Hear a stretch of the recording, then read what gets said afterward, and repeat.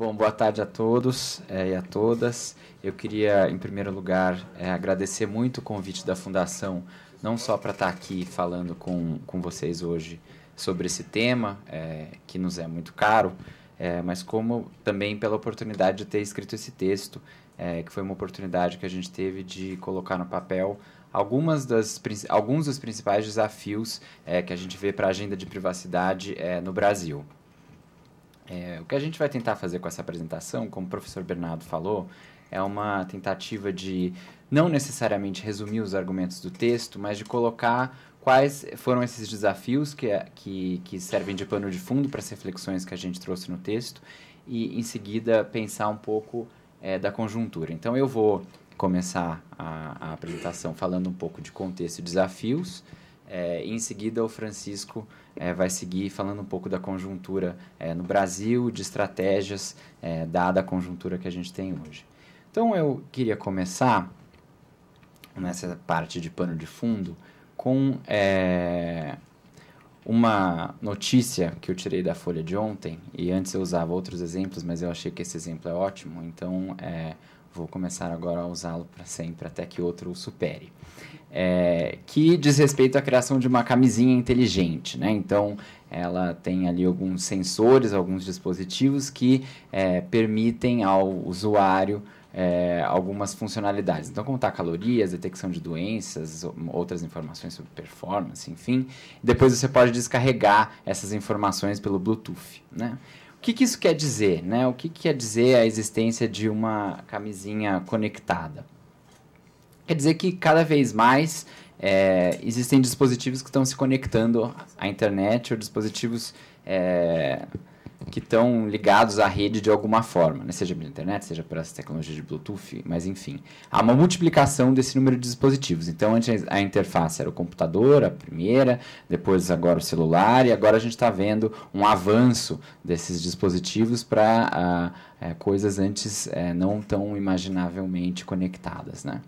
O que isso quer dizer? O que quer dizer que esse número maior de dispositivos conectados, o que isso quer dizer para a privacidade? Né? Quer dizer que há uma multiplicação de dados gerados sobre as pessoas. E não só de dados gerados, como de dados coletados pelas pessoas, sobre as pessoas. Né? Então, os administradores dessas tecnologias, né, as empresas que desenvolvem ou todos os setores pelos quais esses dados passam, acabam tendo acesso a essas informações e com elas podem fazer muita coisa.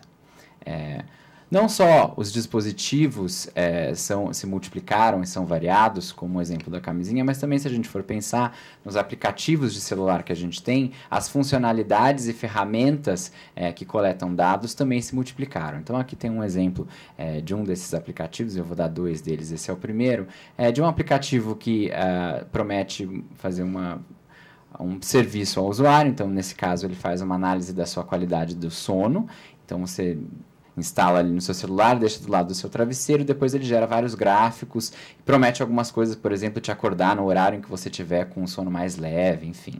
É uma funcionalidade nova, mas vejam que novos tipos de dados começam a ser passíveis de serem coletados por essas empresas. Essa empresa, no caso, que desenvolveu esse aplicativo, dados sobre quando você dorme, quão bem você dorme, em que dias da semana você dorme melhor, em que dias você dorme pior, etc. São dados que antes era muito mais difícil de se ter acesso. Da mesma forma, que tem um outro exemplo de aplicativo que ajuda mulheres a controlar o seu ciclo menstrual. Então, você coloca ali algumas informações, o aplicativo te ajuda, tem uma série de funcionalidades, gera dados, gera gráficos, etc. Coloca coisas no seu calendário, te ajuda a calcular o período fértil, etc. Mas vejam, de novo, uma outra funcionalidade de dados relativamente sensíveis sobre a vida e a saúde da mulher, que agora estão sendo depositados num aplicativo de celular. O que esses dados querem dizer, o que pode ser feito com eles, né? E aí entra esse conceito que anda muito em voga do Big Data, né? O que é o Big Data? Na verdade, Big Data nada mais é do que o uso ou a manipulação de grandes bancos de dados, que são esses que são gerados o tempo todo por esses dispositivos, conectados à internet ou não, que estão de uma forma desestruturada, para que se possa produzir resultados úteis ou significativos sobre alguma coisa. né? Então, um exemplo aí de Big Data, os estádios de futebol no Reino Unido são estádios inteligentes, eles acabam captando, né, 10 pontos de dados a cada segundo para cada um dos jogadores, isso gera 1,4 milhões de pontos de dados por jogo. Então, é uma quantidade enorme, infinita de dados coletados ao longo de um jogo, esses dados são desestruturados, mas o que você pode fazer com eles? Através dessas análises desses dados complexos, você pode tirar novas estratégias, o que deu errado, o que deu certo, e etc. O que isso pode melhorar na vida das pessoas? Pode evitar resultados como esse aí que a gente viveu, né? Mas, enfim, só dizendo que Big Data é uma ferramenta importante, não só para inovação, mas para a conquista de novas funcionalidades, novas técnicas para as pessoas. Então, não é uma coisa, geralmente, quando se fala em Big Data, perto das comunidades que estudam privacidade, as pessoas ficam de cabelo em pé, mas é uma coisa que é preciso colocar em perspectiva quando a gente também fala de privacidade, também pensar que a gente está numa nova era, né? O que preocupa nesse contexto, né? Por que isso levanta os cabelos de algumas pessoas? Esse aumento do número de dados sobre as pessoas acaba também aumentando a capacidade de fazer inferências dessas empresas e das pessoas que manipulam esses dados em relação a você, né? Então, aí aqui eu trago um exemplo também famoso que aconteceu nos Estados Unidos com essa rede.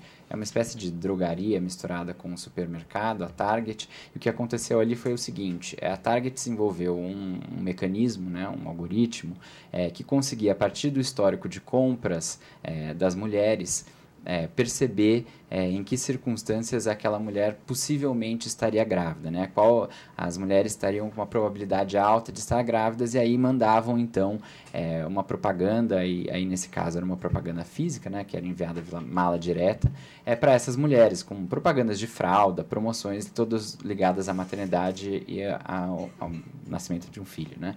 E nesse caso o que aconteceu foi que detectou-se ali de uma cliente essa probabilidade alta de estar grávida, e eles mandaram essa mala direta para casa dessa pessoa, que era uma adolescente, cujo pai recebeu essa propaganda, ficou muito indignado de ter recebido essa propaganda, a filha era uma adolescente, foi até a loja e começou a reclamar, é um absurdo vocês mandarem propaganda de fralda para minha filha tem 16 anos, etc. Mas o que acontece é que a filha dele, de fato, estava grávida. E a Target descobriu antes do pai. E isso é para mostrar um pouco que, a partir de algumas evidências não necessariamente óbvias, então o algoritmo ali da Target usava vários fatores nessa análise, dentre eles, por exemplo, se a pessoa começa a comprar mais cremes sem cheiro, começa a consumir determinados tipos de alimentos, etc., coisas que não estão necessariamente relacionadas à gravidez, chegou-se então a essa probabilidade, essa identificação de um dado bastante sensível em relação à vida daquela pessoa. Então, essas inferências podem ser inesperadas. E aqui tem um outro exemplo de uma universidade, de um estudo da Universidade de Cambridge, que desenvolveu essa ferramenta aí, que está disponível, quem quiser pode depois fazer o teste, se chama Apply Magic Sauce.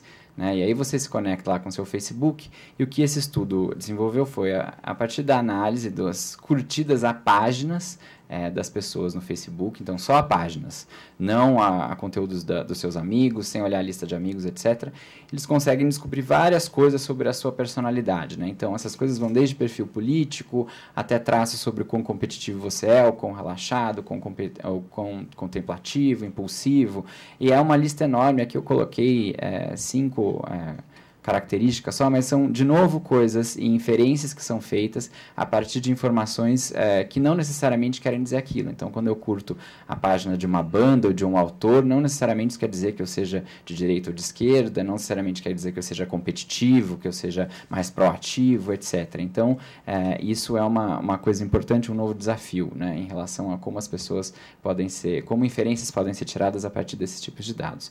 Essas inferências, então, também permitem um direcionamento mais eficiente da publicidade. Então, a partir do momento que eu sei mais, eu posso inferir mais sobre a probabilidade das pessoas de gostarem mais de uma coisa ou de outra, eu consigo direcionar melhor a publicidade.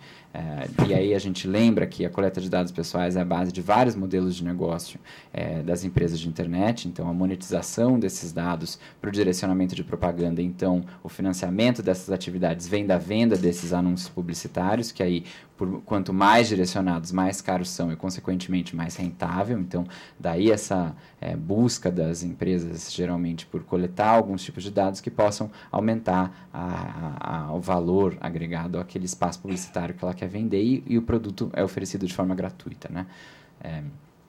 Além disso, esses dados podem aumentar o poder de manipulação dessas empresas em relação às pessoas, né?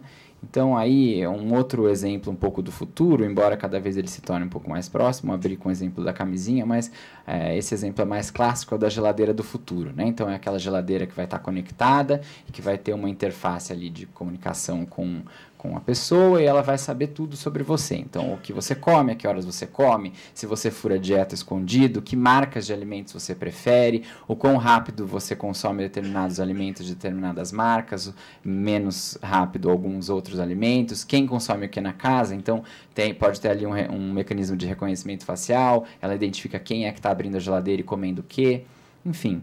Por que essa geladeira pode mudar um pouco a vida das pessoas? Porque ela pode tornar a vida mais fácil. Então, está acabando o seu leite, ela automaticamente já sabe a marca do leite que você gosta, então ela já faz um pedido para o supermercado e aí você já recebe o leite em casa. Enfim, é uma série de funcionalidades que essa geladeira pode ter com o fato de estar conectada à internet.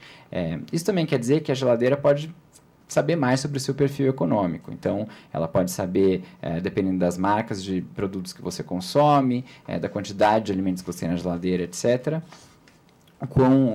de que a classe social você pertence. Pode estimar suas chances de desenvolver determinadas doenças. Então, se você come muitas coisas com gordura trans, ela sabe que você pode ter mais suscetibilidade a ter colesterol.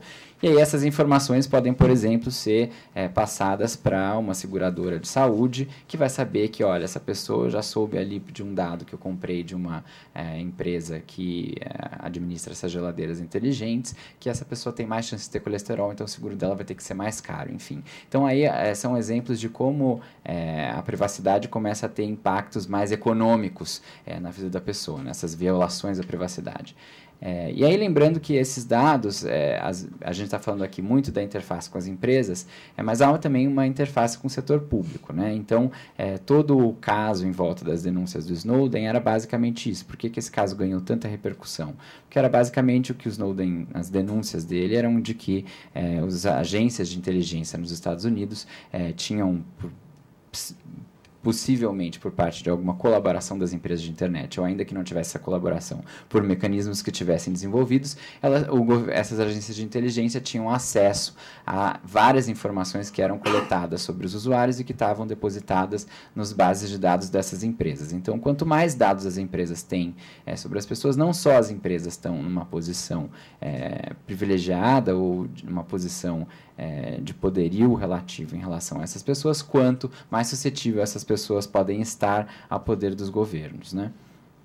Então, esses dados são úteis para as capacidades de vigilância do Estado, e aí o caso emblemático é o do WhatsApp, por exemplo. Então, quanto mais esses dados estão sendo depositados, aí eu estou falando de conteúdo de mensagens, né, que estão num aplicativo, e que aí tem toda a questão da criptografia, mas enfim, isso demonstra um pouco o anseio que o Estado pode ter em relação a dados que estão armazenados ou coletados por empresas. Isso também tem uma interface importante em relação à identificação de usuários e liberdade de expressão. A gente está falando muito de privacidade até agora, mas sempre gosto de lembrar que a privacidade também é uma forma de proteger a liberdade de expressão, né? A gente tem vários exemplos de casos de tentativa de identificação de usuários na internet, e há um regime que o Chico vai comentar dentro do Marco Civil que tenta estabelecer parâmetros para limitar essas possibilidades de identificação das pessoas, mas esses dados também servem para esse tipo de finalidade, né? Identificar as pessoas e causar constrangimentos ou represálias a partir do que elas falam na internet. Então, agora o Chico vai continuar falando um pouco do cenário brasileiro, de eventuais estratégias em relação a isso.